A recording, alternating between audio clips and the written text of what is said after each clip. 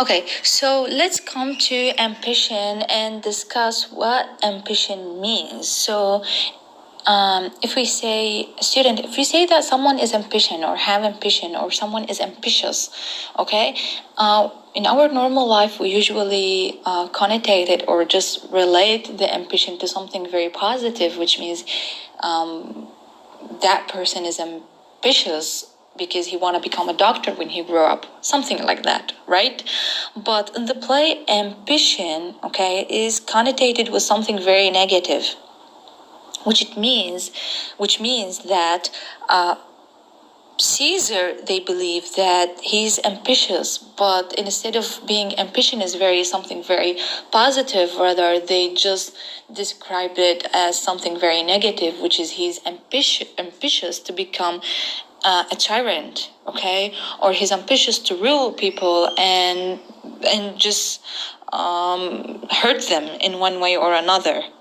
That thing, that ambition is what makes Proteus, a friend of Caesar's, rationalizes his murder's behavior based on understanding that Caesar is overly ambitious. So this is, let's say, the ambition part is what makes a Proteus stand against Caesar and try to join the conspirators and kill him.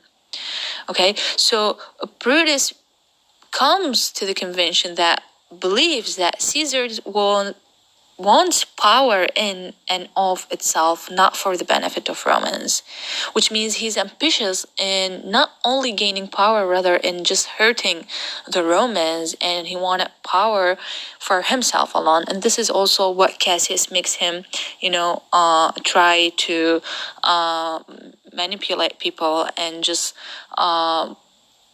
let's say, deceive them or try to encourage people, let's say, Brutus and other conspirators to kill Caesar.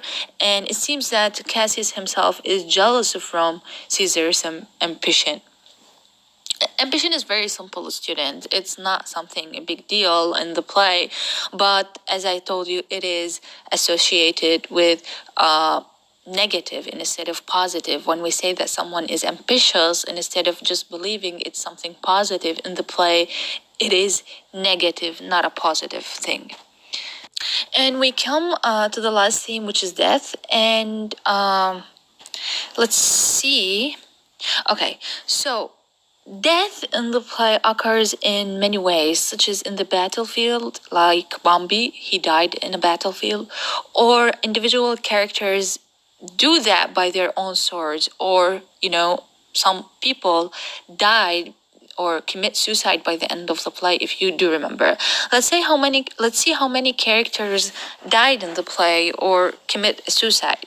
We have a Flavius and Marcus, if you do remember, at the beginning of the play, are put to death for removing serminal decorations from statues. If you ever seen the first act, Flavius and Marcus were also people who stand against Caesar and try to motivate the people in the street to remove the decoration from Caesar's statues, because they believe Caesar does not, let's say, he's not worth trust, or let's say he's not the good leader for them.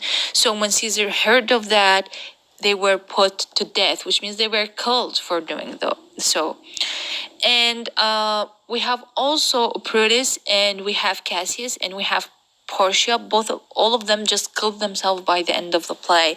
And we have also Cinna. He's also the poet, not Cinna the conspirators. We have two characters of Cinna. Cinna is the conspirator, one of them, and Cinna is the poet.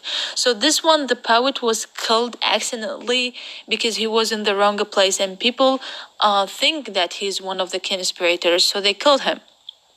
Okay, so you see how many characters died in the play. So what is happening here? Why there is so much death in the play? So the emphasis on death in the play reflect the period which Caesar was lived, and the period during which Shakespeare was written, which means during the time that Shakespeare wrote this play, there were a couple of civil wars in the countries, and especially in England, and especially during the 16th and 17th centuries. Okay, there were a plague.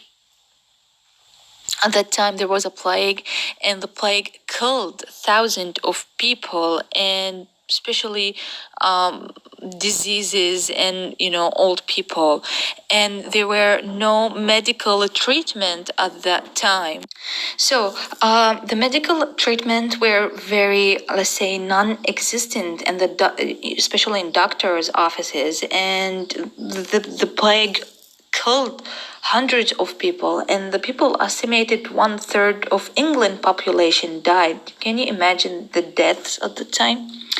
So death touched everyone in real life, so it is already there in their real life. So when Shakespeare wrote the play, when he mentioned death, or when a lot of characters died in the play, it's something normal, because they reflect, or the play reflect what is happening in real life.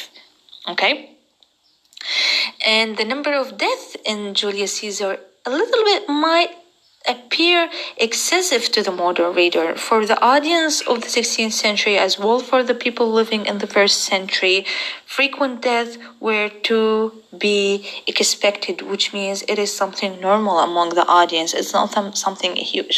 But right now, when we hear the play, and we see that it is kind of like relevant to our life, because there is also, I'll say, a pandemic here, but it's not a plague, rather it is a coronavirus, right? So it is also associated to our real life, so there is a connection. I hope these themes are very clear. And I will go through also the questions that I shared with you.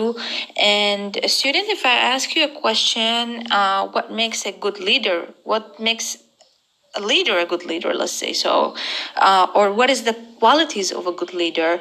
So I don't want you just to be worried about your answer, because it's based on your understanding of the play. So if you say that Caesar is a good leader, then just mention why he's a good leader.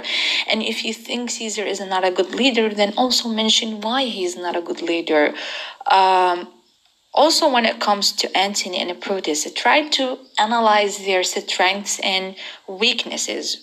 Okay, so this is all. This is what's important in the themes in the play. There are hundreds of themes actually, but I cannot go through all of them because I believe that we have a short time, and due to our current situation. So I might probably, hopefully, do another video on politics, on morality, and on faith as well. But so far, student, I want you to focus on rhetoric and conspiracy, and I want you also to focus on leadership qualities, ambition, and death. As I told you, we skipped politics and morality, and we skipped fate as well.